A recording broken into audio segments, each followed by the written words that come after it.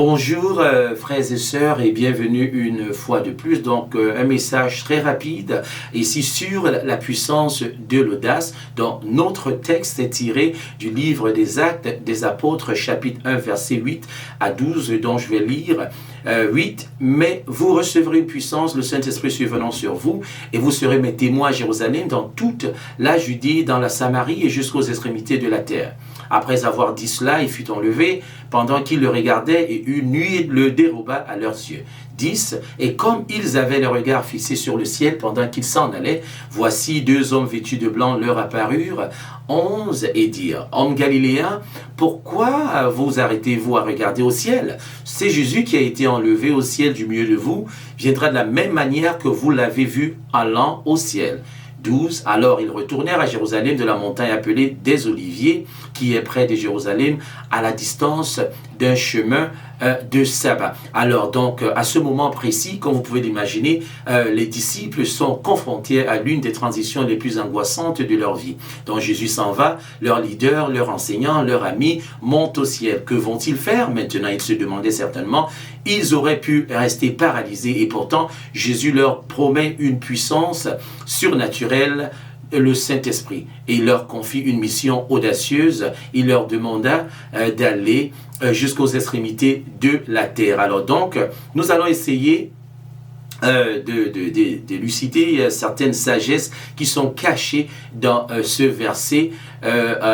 Donc nous allons parler de 5 points importants. Voilà, donc pour élucider certaines sagesses qui sont cachées dans ce verset. Donc la première des choses dont nous allons parler, c'est la source de l'audace. Donc alors c'est qui, d'où vient, quand on parle d'audace, justement, nous ne parlons pas nécessairement de l'arrogance. Quand on parle d'audace, nous parlons du courage qui nous est donné par l'Esprit Saint ou le Saint-Esprit pour accomplir notre mission sur terre. Donc d'où vient cette audace? Cette audace vient bien évidemment, selon le verset 8, cette audace vient du Saint-Esprit. Donc selon la Bible, il nous est dit, vous recevrez une puissance, le Saint-Esprit survenant sur vous. Alors donc l'audace chrétienne ne vient ni du caractère, ni de la personnalité, ni de l'expérience humaine, elle vient du Saint-Esprit. Donc ce mot grec traduit par puissance est dynamis ou encore dunamis. Donc de ce mot dunamis dérive le mot dynamite.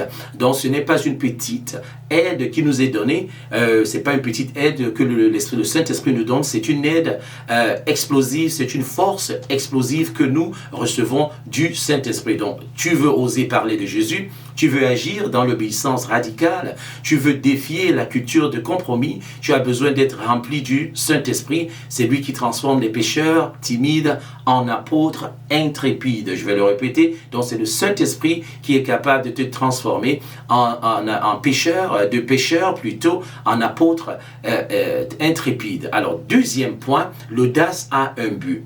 Cette force ne t'est pas donnée pour rien, tu dois l'utiliser. Donc selon le verset 8, une fois de plus, l'audace a un but, dont le but de l'audace c'est de témoigner. Donc la Bible nous dit, et vous serez mes témoins. Donc le mot témoin en grec c'est M-A-R-T-Y-R, martyr, ce qui évoque non seulement le fait de parler de Jésus, mais aussi d'être prêt à vivre et mourir pour lui. Donc Jésus ne dit pas, vous pourrez témoigner, ou si vous le sentez, ou si vous le voulez, soyez mes témoins. Il est ferme, il affirme, il dit, vous serez mes témoins. Donc Jésus sait que dès qu'on reçoit cette force du Saint-Esprit, nous sommes capables d'être ses témoins dans le monde ou dans l'environnement où nous sommes. Alors, ton identité est celle d'un témoin. L'audace ne consiste pas simplement à prêcher avec un micro, mais à vivre avec une telle clarté de foi que le monde sache que tu appartiens à Christ sans compromis. Donc, c'est important, je vais le répéter,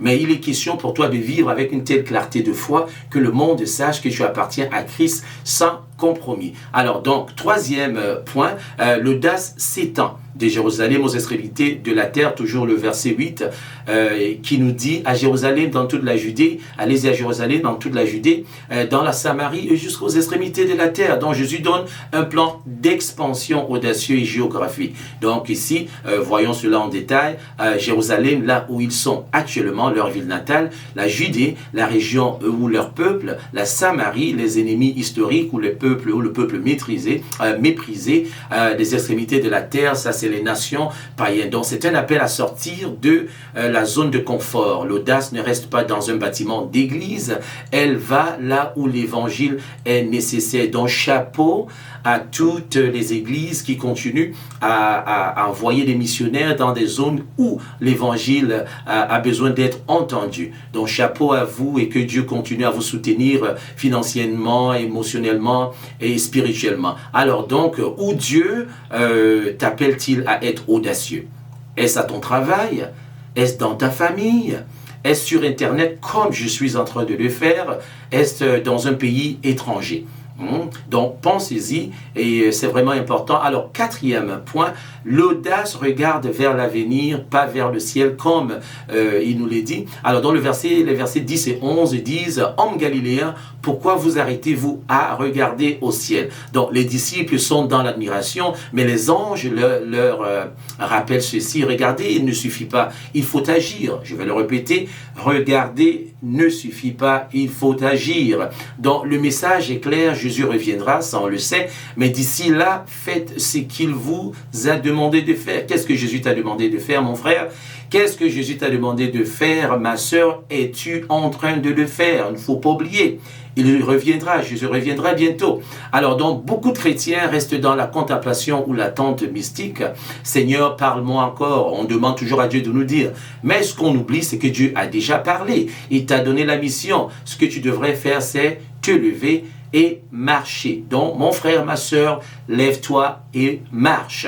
Alors, cinquième point, l'audace obéit immédiatement. Ça, c'est selon le verset 12 qui nous dit « Alors, ils retournèrent à Jérusalem. » Donc, ils ne débattent pas, ils ne cherchent pas une nouvelle révélation, ils obéissent. Leur retour à Jérusalem est un acte d'obéissance audacieuse, car Jérusalem est aussi la ville qui a tué Jésus. Ça, on le sait. Pourtant, c'est là que l'Église naîtra. L'audace va parfois là où la peur voudrait fuir. Je vais le répéter, l'audace va parfois là où la peur voudrait fuir. Alors, où Dieu t'a-t-il dit de retourner? Un ministère que tu as abandonné peut-être, une relation à restaurer peut-être, un lieu difficile à réinvestir. Dans l'audace, ce n'est pas de courir partout, c'est d'obéir précisément à ce que Dieu t'a dit de faire. Donc en conclusion, l'audace est le fruit d'un cœur rempli de Dieu. Donc tu n'as pas besoin d'être naturellement courageux, tu as besoin d'être surnaturellement rempli, je vais le répéter.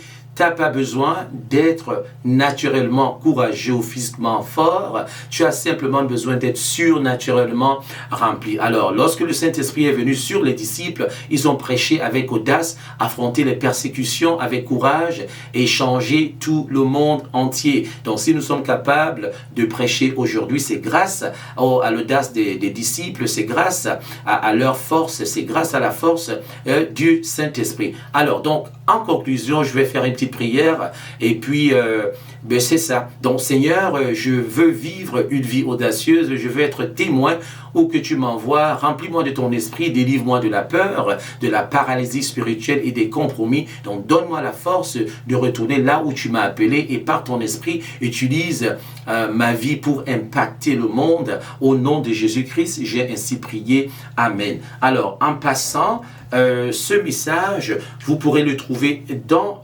ce nouveau livre, dans ce livre que j'ai récemment publié. Donc, vous n'y trouverez pas tous les détails que j'ai mentionnés ici dans cette vidéo, mais vous trouverez des points importants qui vous permettront au moins de parler, d'aborder le sujet avec confiance et sagesse. Donc, vous allez dépendre de la direction du Saint-Esprit. Je vous ai donné assez de points pour dépendre de la direction du Saint-Esprit pour développer vous-même vos propres idées. Donc, c'est vraiment un outil à obtenir. Il est vraiment utile pour des rencontres dominicales ou alors pour des rencontres en petits groupes. vraiment important et impressionnant. Donc j'espère que vous allez l'aimer, j'espère que vous allez l'apprécier. Donc une fois de plus, le livre intitulé 52 enseignements pour une édification personnelle. Alors donc voilà, c'est tout ce que j'avais à vous dire. Il est disponible sur Amazon. Et bien c'est tout, jusqu'à la prochaine. On se revoit et bien de choses à vous, que le Seigneur vous bénisse.